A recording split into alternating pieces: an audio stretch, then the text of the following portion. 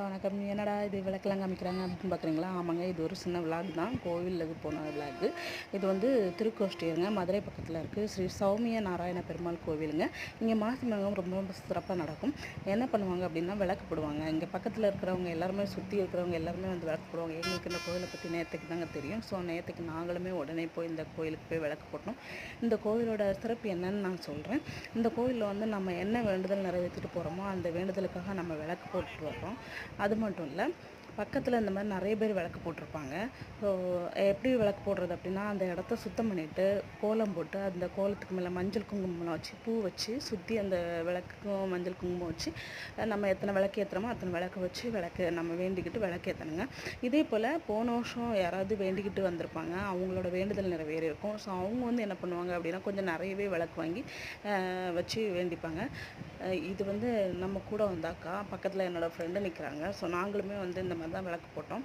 So நிறைவேறினவங்கள்ட்ட வந்து நம்ம போய் பக்கத்தில் போய் கேட்கணும், உங்களோட வேண்டுதல் நிறைவேற்று. அவங்க ஓகே ஆமாம் அப்படின்னு சொல்லிட்டாங்கன்னா நம்ம அவங்கள்ட்ட தான் விளக்கு எடுக்கணும். நம்மளுடைய விளக்கைய காரணத்தை கொண்டு எடுக்கக்கூடாது. ஸோ அவங்கக்கிட்ட போய் நான் அந்த விளக்கு எடுத்துக்கிட்டுறேன்னு சொல்லி எரியிற விளக்கில் ₹1 காயினை போட்டு இன்னொரு விளக்கை அப்படியே எடுத்து வச்சு மூடிடணும். ஸோ மூடிட்டு அதை அப்படியே ஒரு மஞ்சள் துணியில் சுற்றி கட்டிக்கணும். கட்டிட்டு அந்த மஞ்சள் துணிக்கு மஞ்சள் குங்குமம் வச்சு ஒரு டப்பாவில் அடைச்சிக்கணுங்க. அந்த டப்பாவில் பூவும் வச்சு அடைச்சிக்கணும். இது நான் வச்ச விளக்கு. அப்புறமா அந்த விளக்கை நம்ம வீட்டுக்கு எடுத்துகிட்டு வந்து செவ்வாய் அந்த மூடியை மட்டும் ஓப்பன் பண்ணி அதில் மறுபடியும் ₹1 காயின் போட்டு பூ வச்சு நம்ம கும்பிட்டுக்கணும். இப்படியெல்லாம் அடுத்த வருஷம் மாசி மகம் வர்றது வரைக்கும் நம்ம இப்படியெல்லாம் செவ்வாய் வச்சு கும்பிட்டுக்கணும். இது வந்து அவங்க வந்து வேண்டுதல் நிறைவேற்றினவங்க, அவங்கள்ட்ட இருந்தால் எல்லாருமே நாங்கள் விளக்கு எடுத்துக்கிட்டோம்.